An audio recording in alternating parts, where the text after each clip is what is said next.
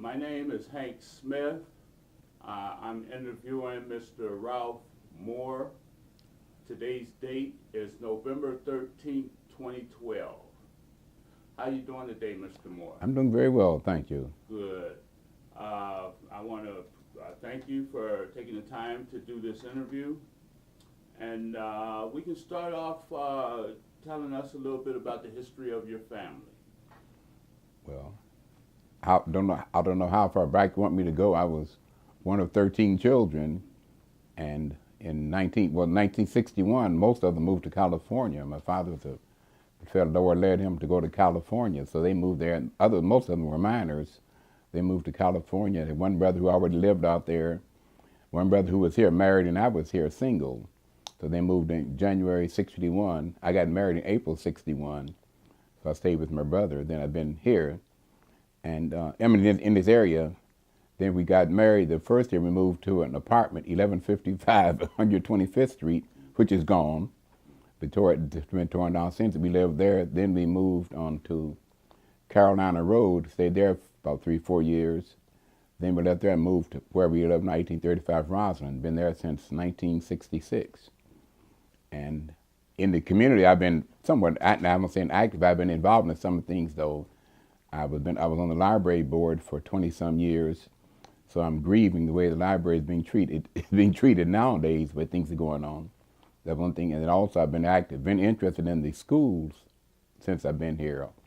And since I retired, I've been going to volunteer up at Superior Elementary School, working with youngsters in math for over 20 years now. So I do that 4 days a week. And that's in, I live in East Cleveland, and when I lived here and moved here, I said, the way things are running, I said, when I retired, I wanted to be a commissioner because we had this commissioner, city manager form of government. And then more people started moving from Cleveland, and they were married to council and mayor. See, well, this way, all the commissions were all at large, and I could talk to all 5 of them. But if you get to ward, you go to your own councilman. See, to me, well, I looked on that as reducing my options. But a lot of people wanted that, so they voted, put in a mayor council form of government. And it's, the rest is history.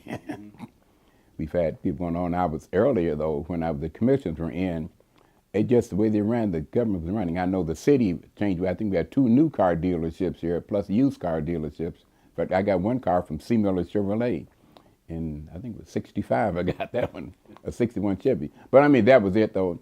And I like to because in those days, the commissioners had a great rapport with Reserve. I remember SASS, School of Applied Social Sciences. And they did a lot of things working with and for the city. I think we were making a lot of progress, but then not enough of us giving credit to one person as such.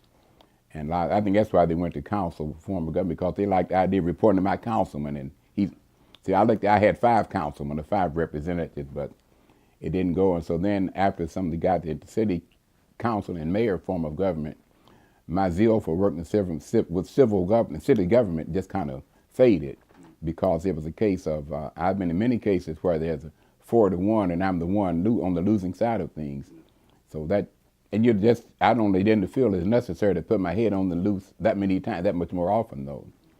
So I'd rather go to the city council meetings now, because they meet on Tuesday night, which is our prayer meeting night.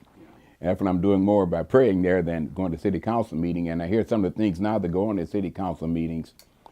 It embarrasses me to hear that. So that's it. Now, I'm still interested about the city, and anything else, maybe ask me questions. I'll be glad to answer them, though, about some of the way things are going and have been going. Yeah. Such, though. Do you have brothers and sisters in the area? No, sir. No? No, I'm sorry. Yes, the one brother's back here now. He'd been gone for 50 years, but he moved back here. Well, he lives in Cleveland Heights on Noble Road, but he had been gone over 50 years, so he's here now. But I forgot about it, because I had one brother, we were here together 40 years, and he passed in 2001. Then I was here, might say alone, all the others were in California. And he came back here, his 3 daughters were here, so he came back now, so now I have a brother in town too.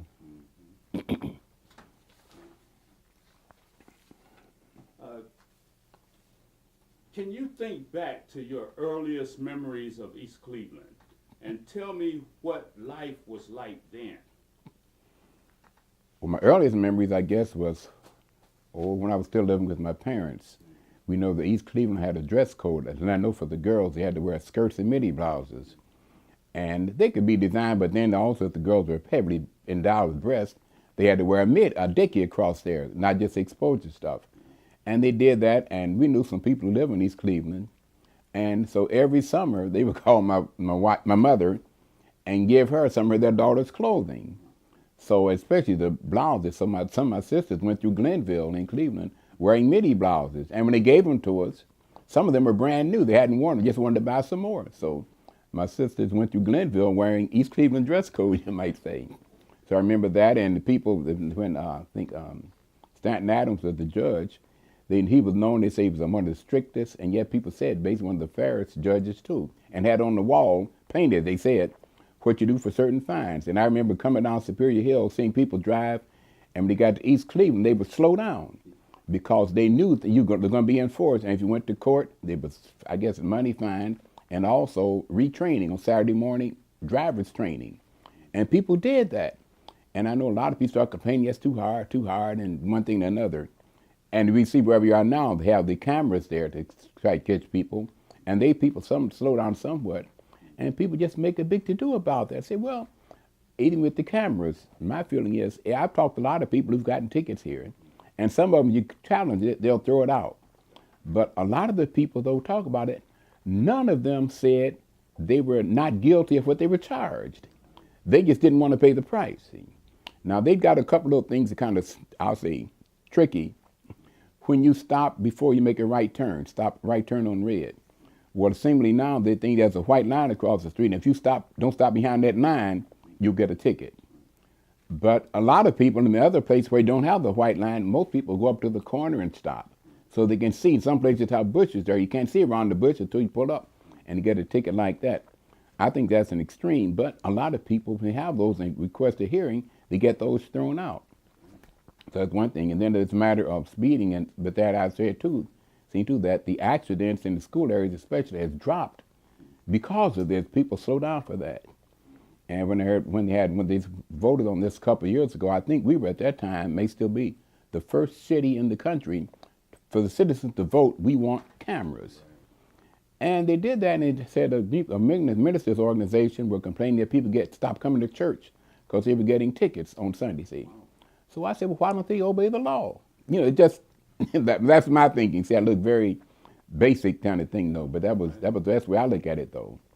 So I think, I think it was just a lot of things. People just don't like the idea of being told what to do and it haven't being enforced. And I think it shows up in our children, too, but that's another chapter. What are your fondest memories of East Cleveland? Oh, back in the day when we had the commission thing where we had a lot of people had a lot of respect for the city and for the government and for the elected officials there. It was more people who don't seem to be on merit, as of nowadays a lot of it seems to be with popularity kind of thing. Yeah, you're absolutely right. In what ways has the city changed over time, and what do you think contributed to those changes? I think changes, a lot of them have come where people have become, we get to the point where we don't respect the law, we don't respect authority. Well, this is my house, why can't I do this, why can't I do that? And that is, I think, led to some of the rundown of some of the property values and such.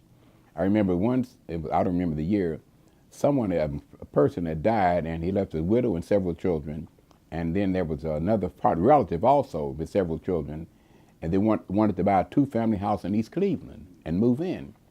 And they told them they couldn't do it because there'd be too many people there. You know, you couldn't, the house was made for, I'll use numbers, for 12 people, and they wanted to bring about 13 in. So they said no. Now, once you were there and the child was born, they couldn't put you out. But they said it's based on the school enrollment and where the houses were, what they anticipated, they were able to handle things better with know how many people are going to be living there for the most part.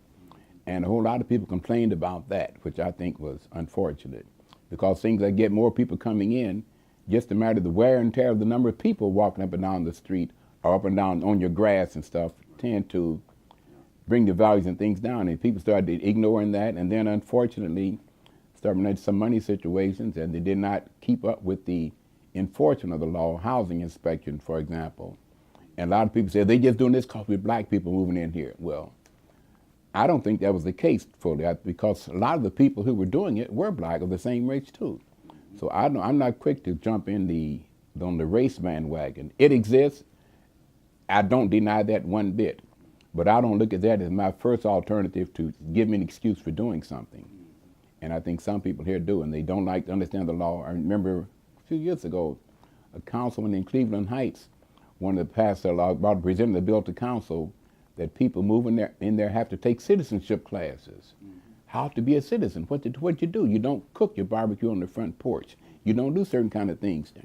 And people accused him of racism. This was a black fellow who was presenting that. But he said, no, that's where you keep the property thing values up and keep them up. And you start overcrowding and let things go and let things go and let things go, it leads to decay. Not overnight, but you can see the first steps. And I don't mean every time the first one is going to cause the street to go down. No, but it'll be the first step in that. The next step may not come, maybe sometime later.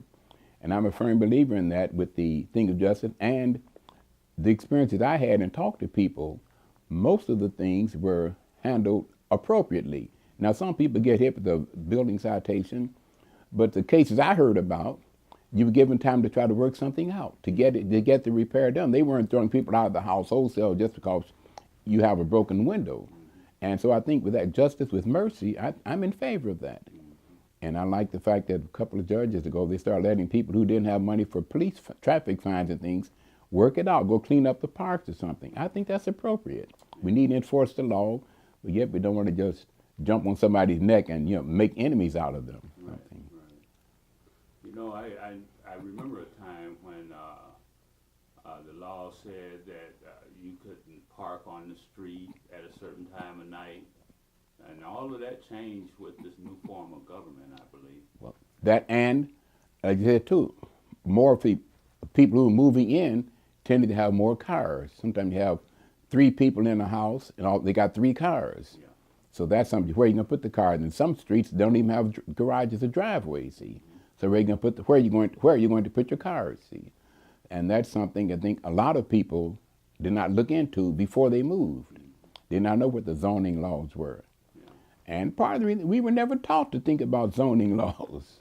It was not part of our background. So why would we think of something like that?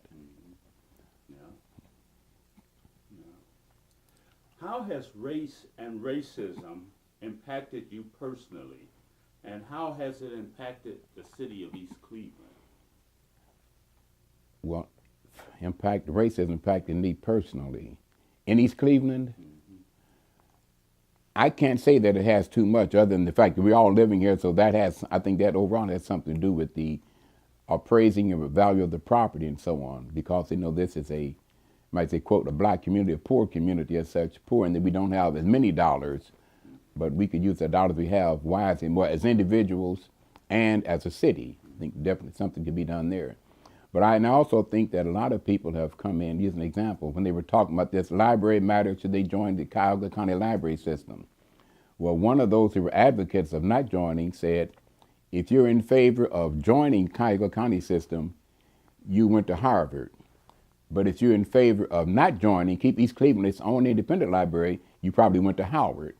Well, to me, those were buzzwords, like what they call these welfare queens. See, there's certain things, but this, I was talking about these Harvard or Howard. That was the leaders of the city, are very popular. I'm gonna say leader, one of the popular men of the city, black fella.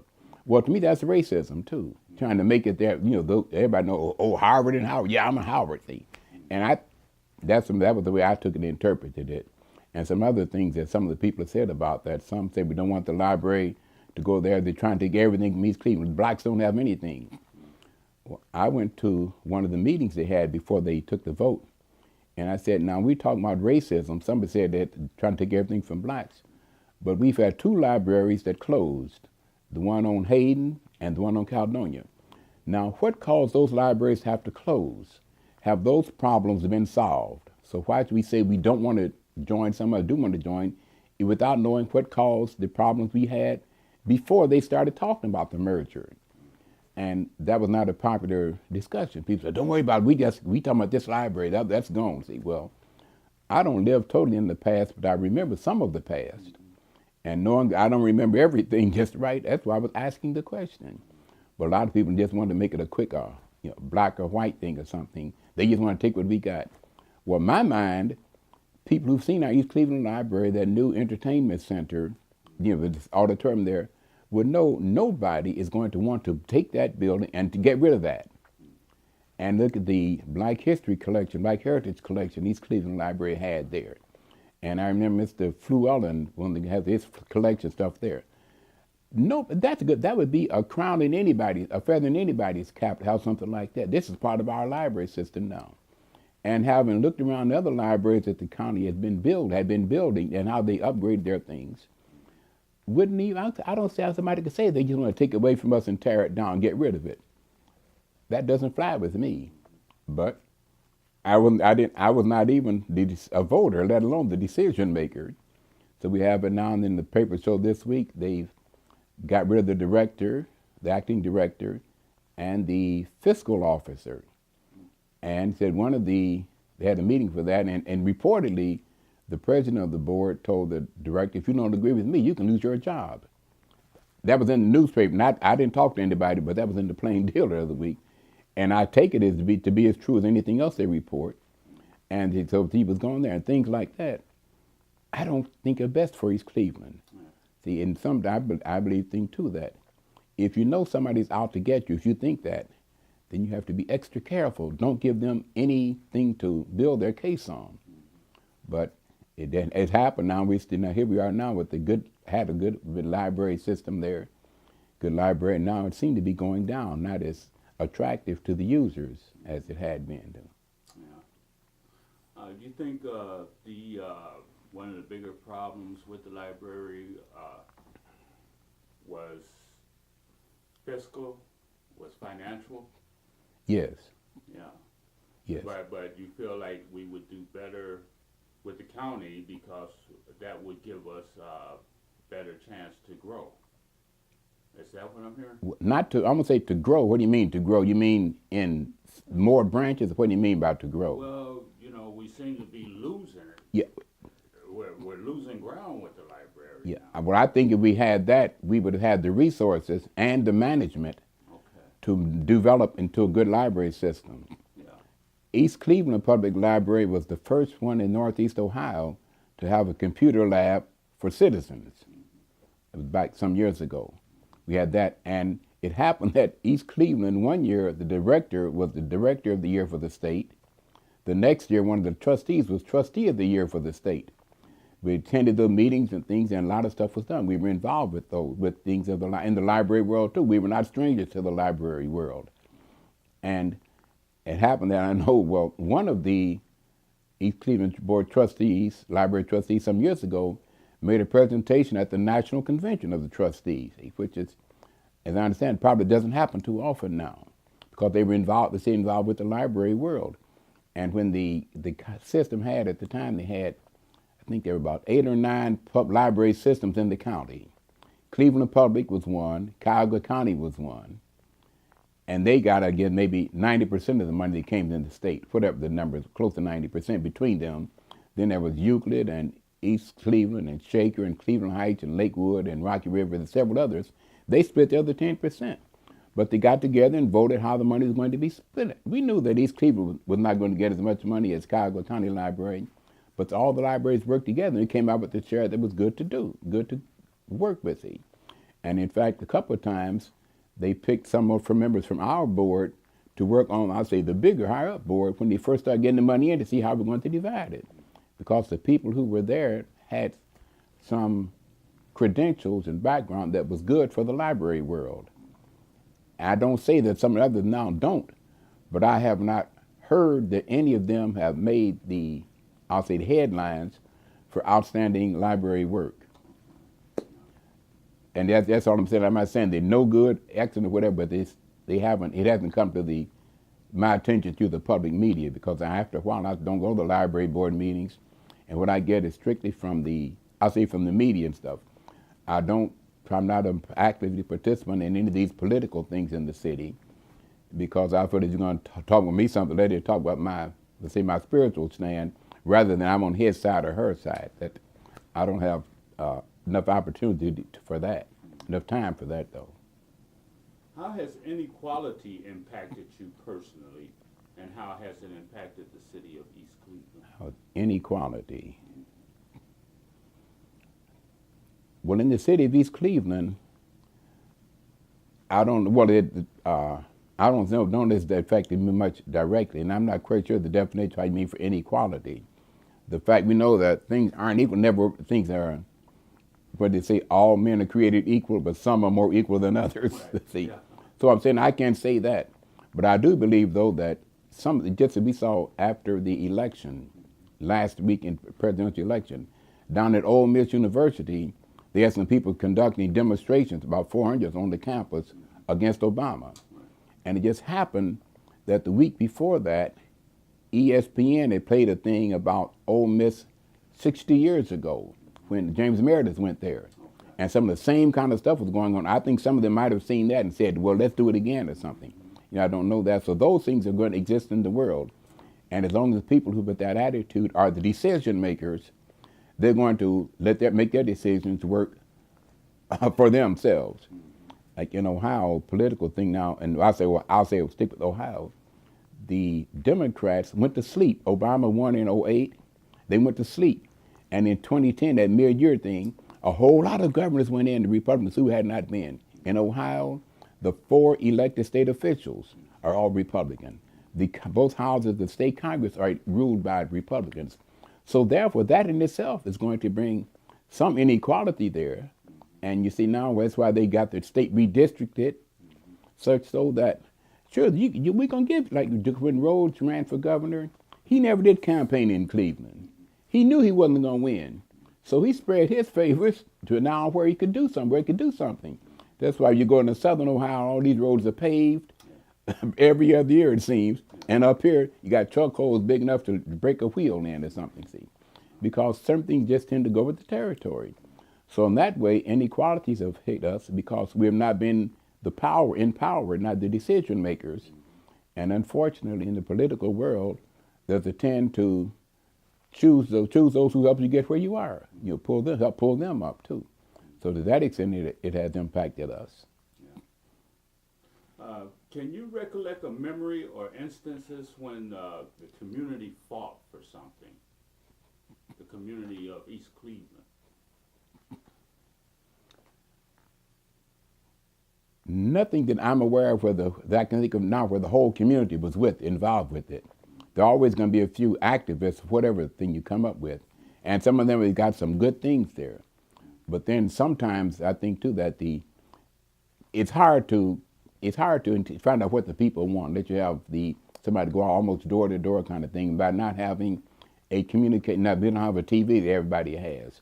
We don't have any newspapers, which we used to have. East Cleveland used to have a newspaper too, things like our own, East Cleveland newspaper. So without things like that to reach everybody, it's hard to do that. You can get a groundswell, but I think people know in any election, the people who win get 50% plus 1.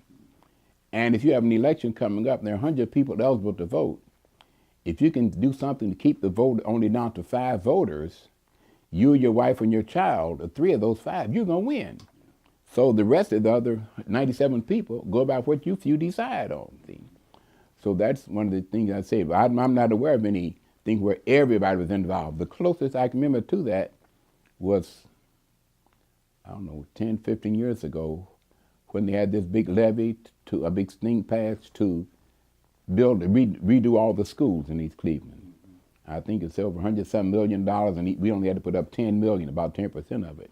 So they had a big majority voting on that. A lot of people voted, and really I think that was an idea. I guess someone needed the money, and we got enough people who were in position to say, well, we can get a whole lot for our dollar, give us $10 worth of work there. Right now, that's the only thing I can think of that really had a groundswell or something. And some other things, I know a majority, to me, the majority of those present and voting may be something, but if you only got 10 people vote out of a possible 115. I don't call that a groundswell type thing though. Okay, how have surrounding institutions and cities impacted East Cleveland? Well, I think one of the biggest impact it had on was when they went to mayor council form of government, because we were one of the few, if not the only city around that had city manager and commissioners. And people say, we want a mayor like they did. We want a mayor like they did. It's almost like when the Bible, when the Israelites wanted a king. And God said, I'm ruling you. What's your trouble? What's your problem? You just want to be like other people. So I think that's somewhat has impacted us. So I mean, somewhat even indirectly. And then some people, I know Cleveland Heights, more than once, some of the Cleveland Heights is in the East Cleveland School District. And some of them don't like that, because when they get that down, then that tends to devalue their property, because East Cleveland has a reputation of not being sincere about some of the things. So people know if they're in East Cleveland School District, they can't do that. So then they had petition on the election, I think at least twice, to get that part of Heights out of East Cleveland School District. Well, I didn't look on that so much as directing racism. I looked at it first, the dollar, people concerned about their dollars. And if their dollars made them appear to be like racism, I don't care what color you are, but don't take my property values down. If I paid up $100,000 for this house, now it's only worth $88,000 because the school district we're in. I don't think it was a racial thing as much as they're losing value on their house going down, like it's happening to a lot of us today. See, our property value has gone down, and a lot of us, I suspect, would be what they call underwater, where we owe more now than the property is worth on the current market. Well, see, things like that have an impact on us, I think. And in some places like Euclid, Ohio, they have some things where I think one time one Providence Baptist Church, I think it was, wanted to go out and put a church out in Euclid because some of their members are moving there. And there was a big hoop and a cry not to get them in there. And they finally did that. Something about the way they had the election was also, with all those people in Euclid, it was impossible to get a black councilman. Now, nobody ever told me, were these black candidates competent? But some people just looked at one, get a black one there, and some people obviously did not want a black councilman in. So that has an impact on him. And people see that in East Cleveland, hear that in East Cleveland, say, well, we're not going to have this. We're going to keep what we got. See, not realizing, to me, that sometimes you close yourself too tight, you're blocking out help that could come in too. Right. I said before, when I think East Cleveland used to have a great working relationship with Reserve and the city. And it seemed like for different reasons. Since I never was on any of those boards, it's stick my opinion. But I think some of it was somebody dealing with incompetence, people in there incompetent, or they choose somebody for popularity as opposed to people who could do something. So what do you think about our current mayor and council? Do you have any personal feelings about that? Yes. First of all, I think it's embarrassing, it's unfortunate that things get that way. Little small 2x4 place like this is conspired to save the world, and have all this to do over nothing. A lot of it seemed like a lot of pettiness to me. And it's then on that the last issue they had, issue 48. Well, I'll say it. I'm gonna tell the mayor too, though. I think that first it lost. I mean, what he wanted did not win. Well, I think that he made it so much of a personal thing. Said they're trying to get me, trying to get at me, because they don't like me, which may be true. But my understanding is that, am I correct that eliminated the position of the safety director? Exactly. Okay. Well, I think would have done better had they promoted. Listen, they want to get rid of your safety director instead of making it a personal attack on what's his name, Gary Norton. I think it might have made a difference there. Because a lot of people come up, you want this? How's the mayor getting, I don't know, $100,000, $85,000 a year? And most of these Cleveland, we're eligible for food stamps. We're not getting that kind of money. Why should we have a mayor getting all that money? See, they probably, the things I saw, didn't say that the mayor's getting $85,000. They said, we want to help save the city money, something like that. But they didn't say, we're getting rid of the safety director, which I think people who live here and around something are aware that changes have been made. The police force has been upgraded, tremendous. A lot of things have been done. The crime is down in many areas. arrests are up, and you see more police cars on the street, even some cases with policemen walking the beat, see. But they're going to get rid of the safety directive. I think had they pushed that point of view, instead of saying they're trying to get the mayor, I think it might have made a difference there. Okay. I stepped on your toes there, didn't I, somewhat? I mean, I said that because I saw one of those flyers today that you're, I think, of a committee, something to try to keep East Cleveland going. I don't remember the name, though. But you're that Smith that was on, see? And I'm just saying that I don't know, I know half these committees sometimes don't know who all is doing it, but I do think that was I'll say a bit of strategy. Hindsight looks different now, though. Yeah. On there, but. No, you didn't step on my toes. Okay, no, just. Yeah, I was the treasurer. Oh, treasurer, then okay then. Okay, what is your vision for the future of East Cleveland? Tell me about the major issues that need addressing in order to better your neighborhood, the community, and the city. Mine, I think things like that, a lot of it goes back to the parents in the home. And that's to me, a major linkage to education, which is the key to the next steps they want to go through also. But when you have people who seemingly don't care about their own children, and I know a lot of people, I don't know how many, but of all the people I know, none of us asked to be born. We were brought here, you have a chance, I think, so we're here now. And so then once you get us here, it's your responsibility to take care of us. But I go to the school, I volunteer at the school, elementary school, 4 days a week. And you see the things, the difference, how the children come to school prepared as opposed to 5 years ago, 10 years ago, what they knew when they come to school. And the support and cooperation of the parents is lacking. In these schools now where they talk a lot about these charter schools, which basically I'm not in favor of. But some of them are showing results. Others, most of them, this area where the public school where they're in is doing better than the charter schools nearby, according to the paper. But those that are doing is have this parental involvement. And they talk about the gas bill, compare apples and apples, this or that, and some of the companies, gas companies, measure stuff in 1,000 cubic feet, some in 100 cubic feet, and I think it's just to keep people off, keep them off balance. But with the school thing, though, they go there and they forget. In these private schools, I call charter schools private schools, see, where the tuition, many of them do not have the same requirements to certification that the public schools have to have. Many of them have things the parents have to take part in this, have to take part in that, something else. And if they have discipline problems, they will put you out. And where do they go? Back to the public schools, see. And the parents who go to these charter schools, I say charter schools or private schools, I use them interchangeably sometimes. But to do that, if they would give that same support to the public school, then the public schools could do more. Because then money is a problem. You can't buy something, but money can help to buy some equipment and things like that.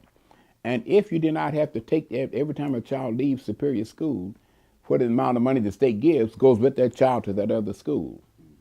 And there's nothing required that school to put all of it in education. It goes to that school, I'll say to that particular private school, wherever the headquarters system is. And so the money is gone from East Cleveland, and it costs just as much to heat Superior School with 800 students as it does with 1,100 students.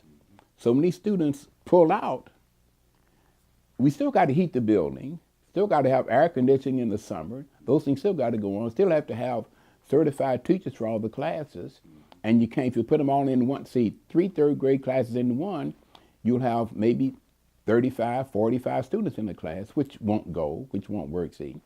So I think that's one of the big things, too, that the way people are now, the parents are not as concerned about it.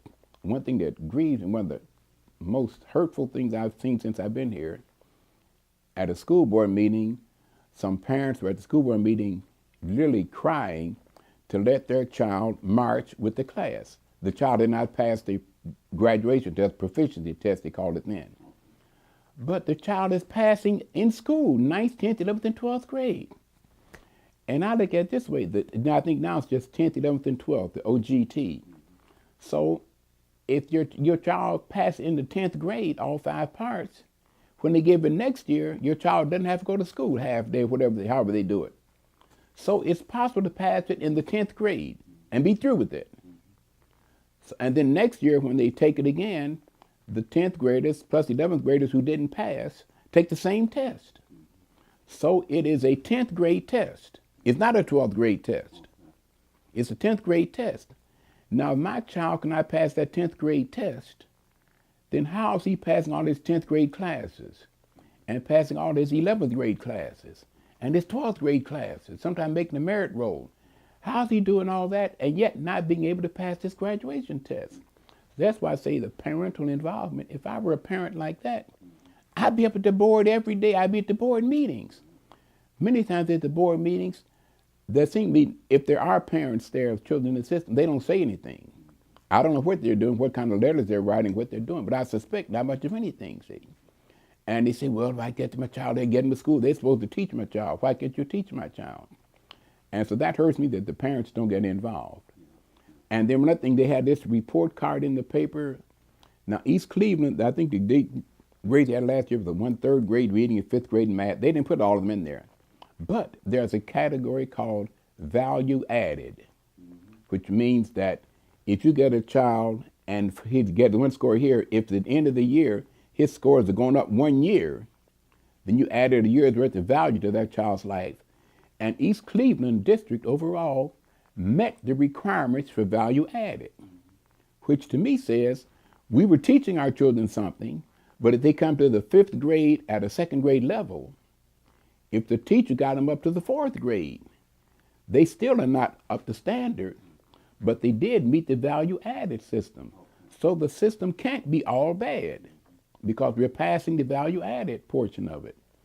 And I think if parents get together sometime and look at things like this, that could help some, and also find out why can my child pass the class you give him every day for the last 3 years, but yet not pass the proficiency test or the graduation test now.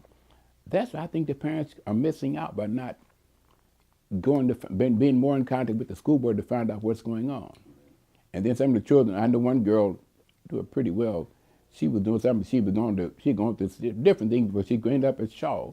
I think the last 2 years, she didn't pass the science test. Then they were going to have some. I think summer school came. She's supposed to get some help and didn't get what I thought she would have needed. And then I don't know if she passed it again in September or not. And she said, "Well, if I don't pass it, I'll take the GED." And some people are falling back on that, not realizing that I've heard the GED is harder than the regular graduate other tests they are. That's one thing. And then two, if you get ready to go to certain jobs or some colleges, the GED does not carry the same weight that a high school diploma does.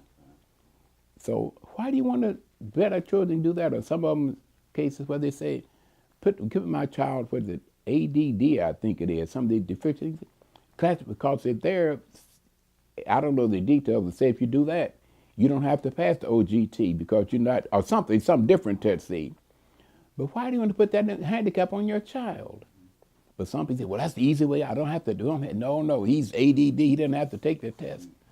Well, I think a lot of the parents' understanding isn't what it could or should be. And how do you reach them, see?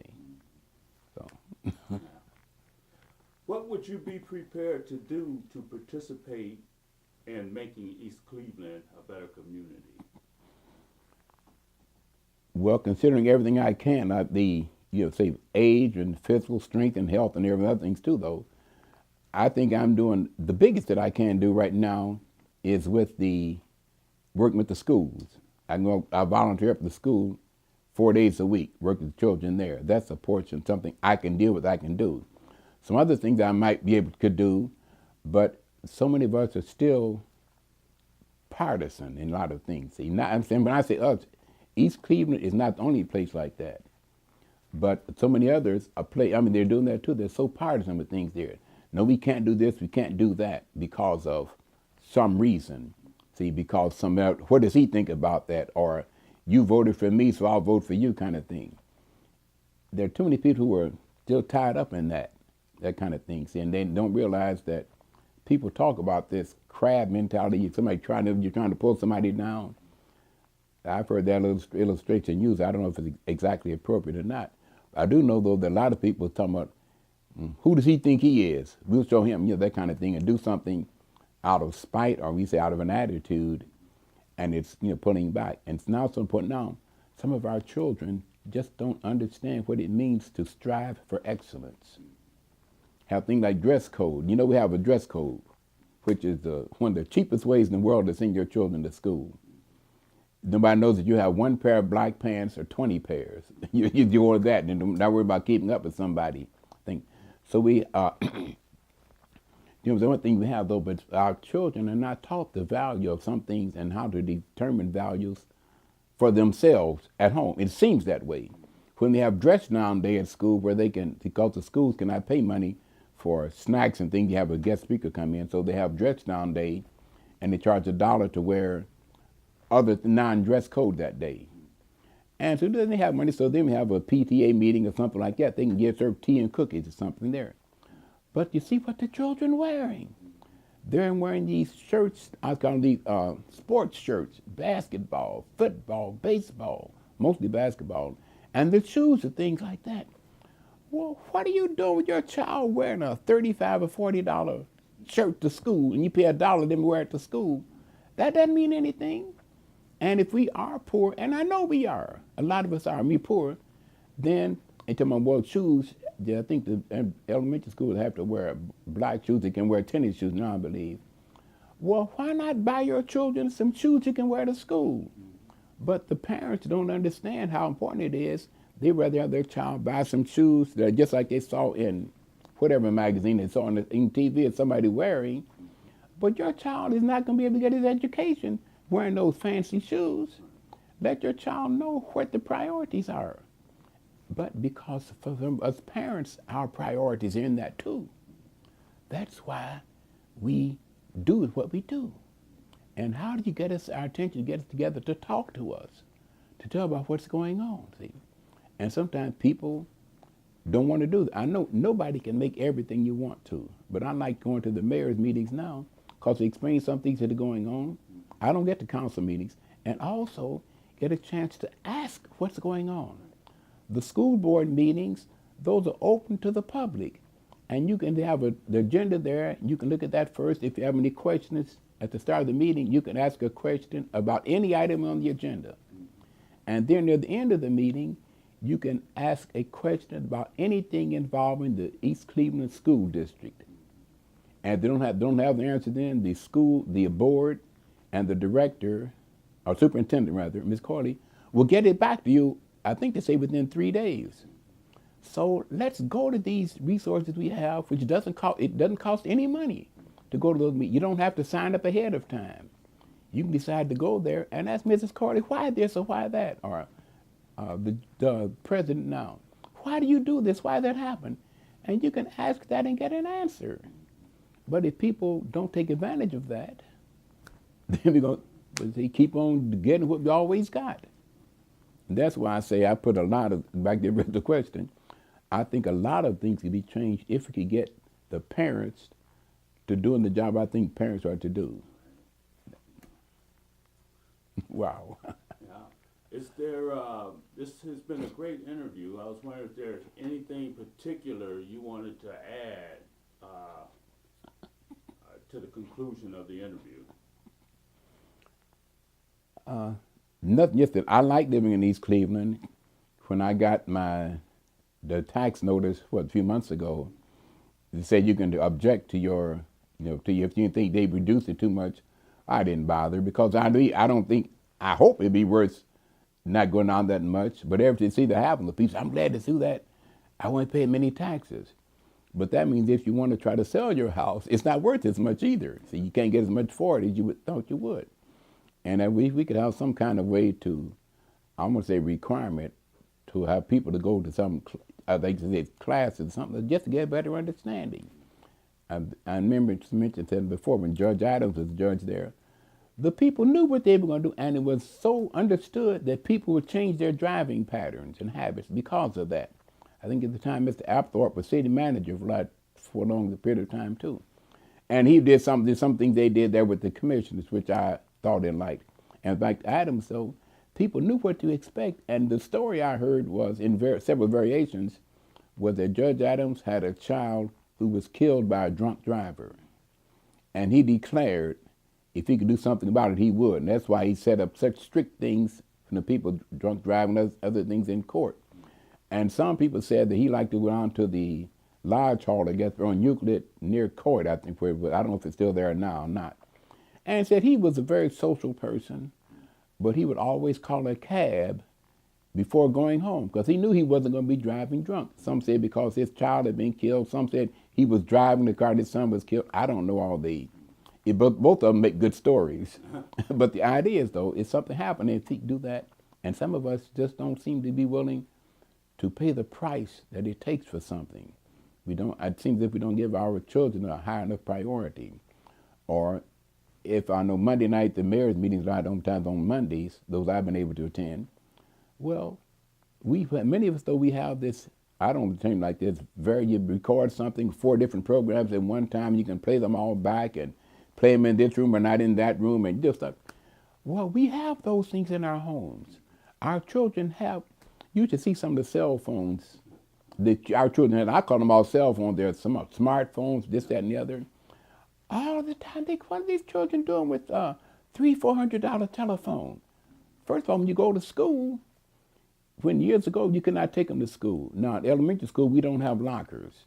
So there's somebody say you can take them, but keep them out of sight and so on. We don't, so they don't want to put it in your coat and somebody go in your coat pocket. But they're not supposed to have them used in school.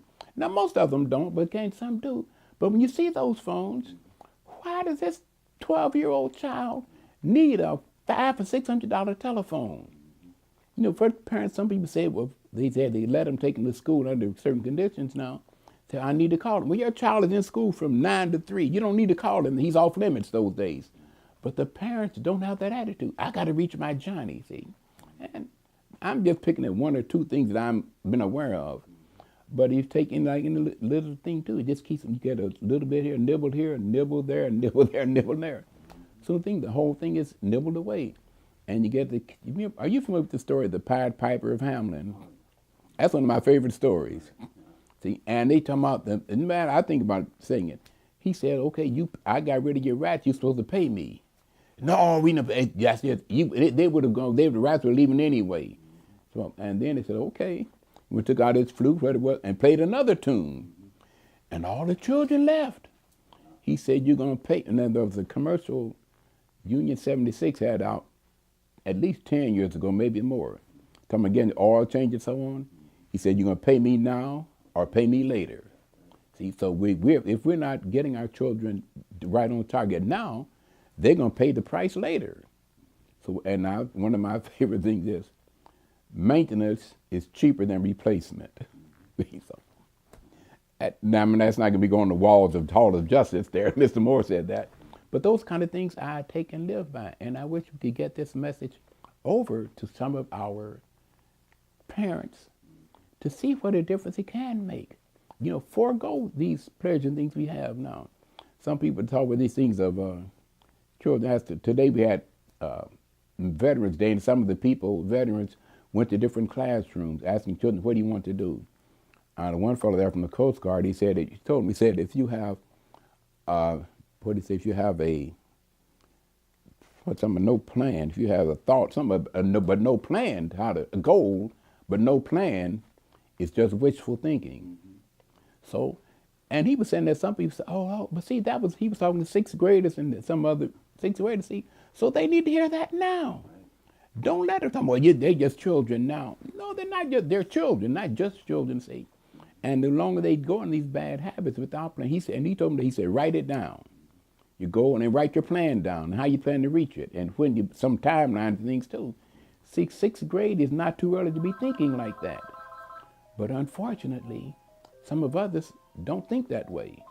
You'll be going forever kind of thing. Okay, Mr. Moore, we touched on it for a minute a little while ago about the surrounding institutions.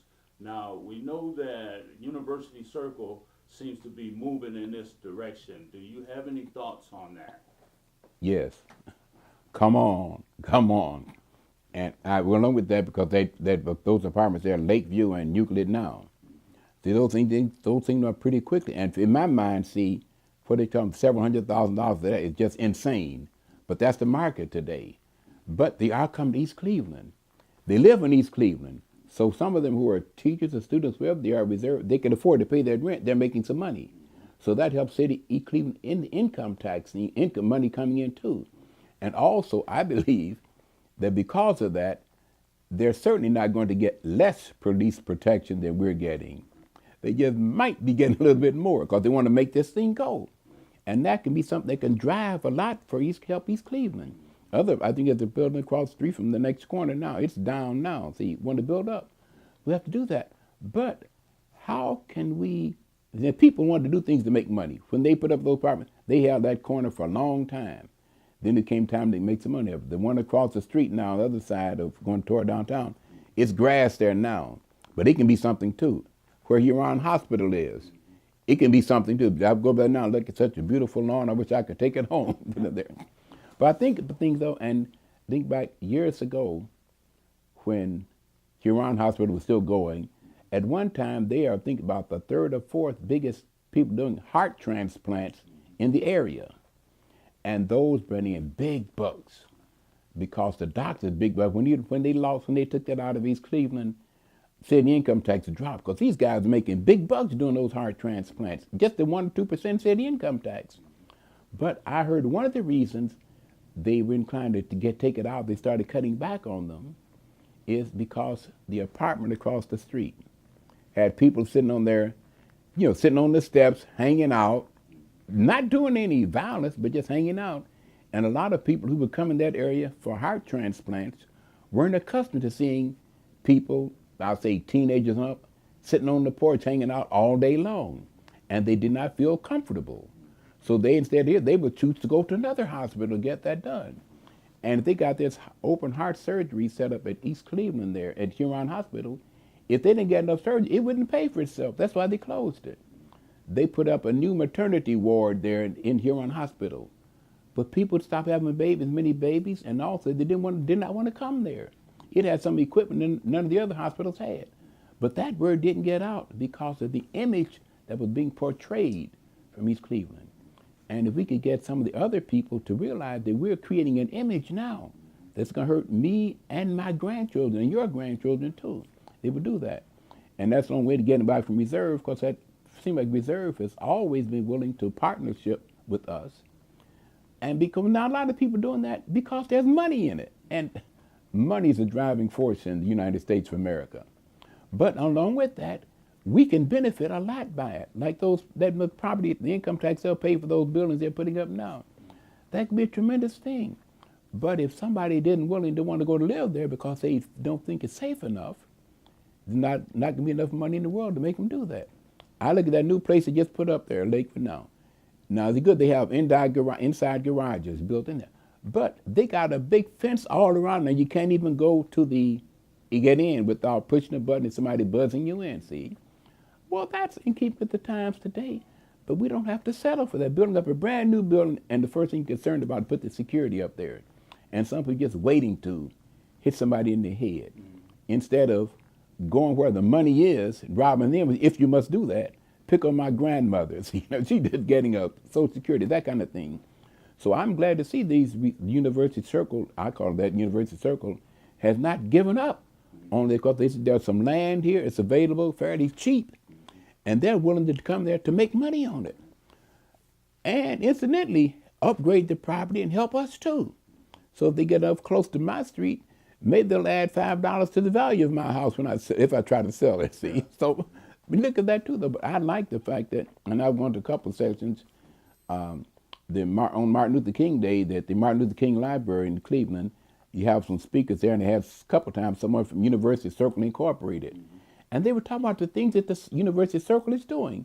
And one of them was to expand eastward. Mm-hmm. Well, a lot of people forget that East Cleveland is between Cleveland and Euclid. Mm-hmm. There's a lot of money that can be spent along there. Mr. Parker, who owns that, the Roslyn on that Snicker Fritz place, and several properties there, he told people, don't sell your property, like people used to do in the South. hold your property. Property always is always worth something. And University Circle now is willing to come down there to it. Bring their money to us. So I'm ready to receive it. But if my neighbors they say, oh man, look at there. Let me go, that car got some nice wheels on it. Let's take those wheels off. All it takes is one and then 10 cars are gone. They won't come there, things like that. If we could find a way to let people get into this, not make all of them an economist, but let them know about the facts of life.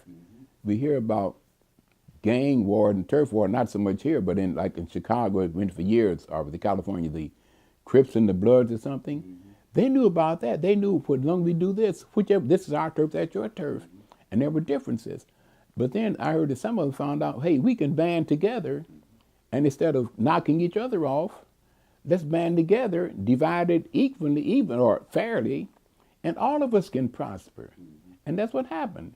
I'm against gang thing totally, but that concept, though, is something I think we could do. And if more of us had an understanding, now maybe if we stayed in school longer, and maybe if we were required to take some classes in civics or economics, whatever it was, we might be able to see that too. But I could probably go on and talk and you ask questions, but I think I covered most of the big things you wanted to hear, though. Yes, you did. And I want to thank you again for the time that you took to do this interview.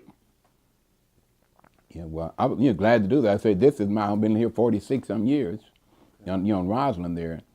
I say we did live here in East Cleveland when we first got married for less than a year, because we lived in an apartment, 125th Street there on the corner of, I think, Chesterfield. And it's funny, the reason we moved from there, because the apartment did not have children, no children in the apartment. My wife was expecting, she said, oh, Mr. Moore, you can stay because you're already here. I said, no, if that's the rule, we'll go on in. We got another place to move to, see. And also, East 125th Street was the dividing line for Cleveland and East Cleveland. In those days, East Cleveland, it was against the law for a man to walk down the sidewalk with no shirt on. And so some people see the police coming, they cross the street, because then they were in Cleveland. Now that, to see what you see nowadays, males wearing on the street, I tell you, there's a lot to gain by living a long time. You know that? See all those change, and I'd say all change is not progress. Right. See, and I don't want to people say, what's wrong with walking down the street with no shirt on? Well, to me, brother, this may be an attitude. I don't care, let it all hang out. Think about it, pretty much that's the way you are when you go to take a shower or something like that. Well, there's a difference in taking a shower and walking on the street. But it's like them girls. Once you get a little nick in here, then another nick, then a little water get in there and something else drop down. Go on there. Okay. Well, thank you again, Mr. Moore. Yes, sir. I'm glad to do that. They do it too. But with my physical health, my back, and so I just can't lift people. Like I can pick up a lawn or something, but not on a regular basis. So I put most of my outside home effort now at church and then in East Cleveland, though. So I've committed that time, those 4 days a week. I mean, I'm just like, in a sense, like a staff member. That's my time to do there. And that's something I feel I'm making a contribution there. Do that. And yeah, I noticed there are a few different organizations right here in the city. You familiar with NOAA? Yes. Mm-hmm. Yeah, they seem to be doing some pretty good work around here. I'm glad that they're here. Yes. But one thing, something NOAA does not have? They do not have a utilities expert. Because we got these things about different light companies and gas companies where you order your light and gas. I talked to them. They said they don't have anybody, to really tell you what it's about. I cut the thing in the paper on Sundays. They list the gas prices. But then all those things, and they're really not adding apples and apples kind of things. But that's something, because I talked to them. I went to that Apple Congress that NOAA had now at the church there, what was it, 19th or 20th of October. And I talked to someone there too. They said, well, they don't have anybody expert on with that. Neither does the city of East Cleveland. There. Ain't that something? No, but yeah.